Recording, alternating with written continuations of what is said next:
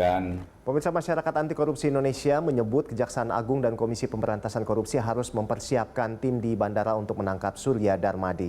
Surya Darmadi buron korupsi 78 triliun rupiah yang melarikan diri ke luar negeri. Dan untuk mengetahui kasus ini, kita sudah terhubung dengan Koordinator Masyarakat Anti Korupsi Indonesia atau MAKI, Boyamin Saiman. Ya, selamat siang Pak. Siang Rolando, dan berita satu. Halo. Halo, selamat siang Pak Boyamin. Selamat siang.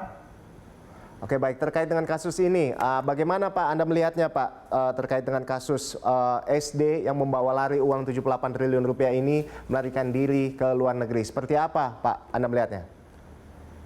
Ya, sebenarnya kan memang sudah jadi DPO lama oleh KPK. Tapi barangkali karena itu terkait dengan suap yang nilainya dianggap kecil, 3 miliar atau berapa itu, maka dia tenang-tenang aja di luar negeri. Toh dia bisa mengendalikan bisnisnya dari luar negeri. Jadi dia merasa tidak perlu pulang ke Indonesia untuk mempertanggungjawabkan hukumnya. Nah, setelah kejaksaan. Pak Boyamin, selamat siang Pak.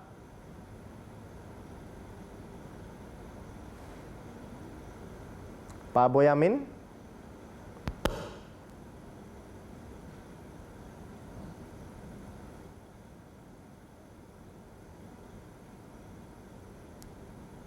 Cek. Ya, pemirsa, sepertinya kita mengalami gangguan komunikasi bersama dengan Boyamin Saidiman.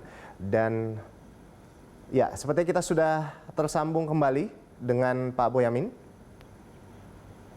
Selamat siang. Selamat siang Pak Boyamin. Ya. Oh iya, baik. Lanjutkan Pak, silakan Pak.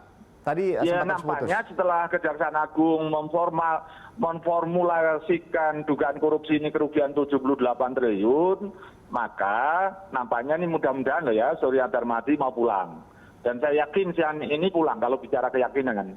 Dan saya juga berkeyakinan Kejaksaan Agung juga sudah mengirimkan timnya untuk menjemput di bandara siang ini. Karena ini sebenarnya KPK juga bisa saja menangkap karena sudah DPO-nya KPK. Tapi kan maunya Surya Darmadi kan dia mau menghadap ke Kejaksaan Agung. Ya ini jangan sampai nanti terjadi perebutan di bandara lah kira-kira gitu. Tolong koordinasi lah antara kedua penegak hukum ini. Karena kalau bicara formil KPK lebih dulu menetapkan sebagai DPO, maka dia juga berwenang.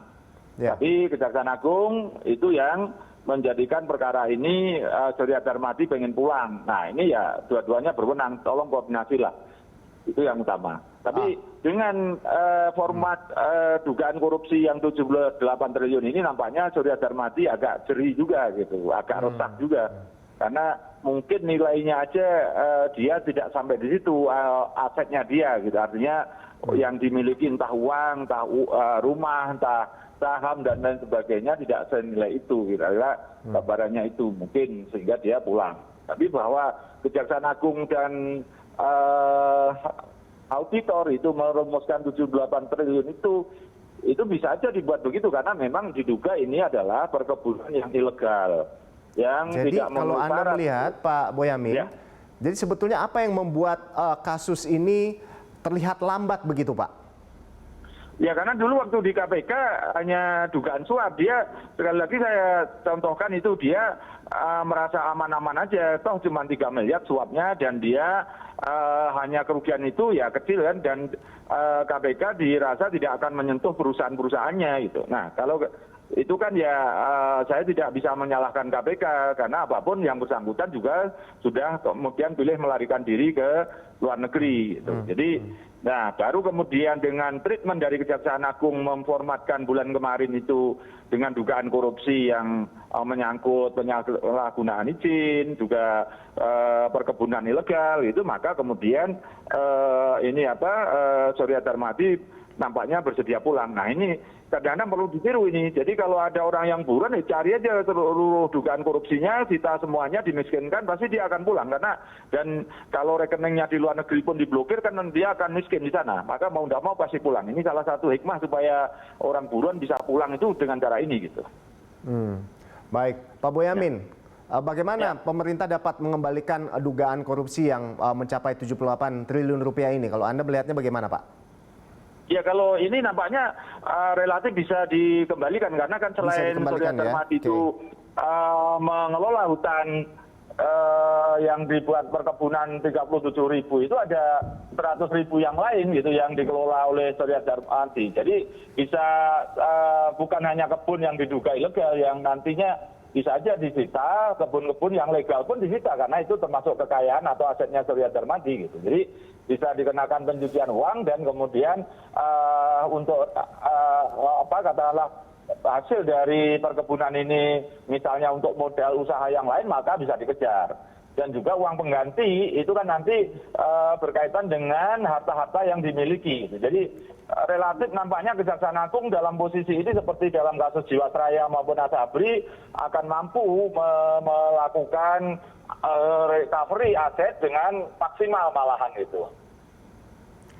Baik, terima kasih Pak Boyamin Saiman sudah bergabung bersama kami. Semoga kasus korupsi ini ya bisa segera ditangani dan selamat beraktivitas kembali.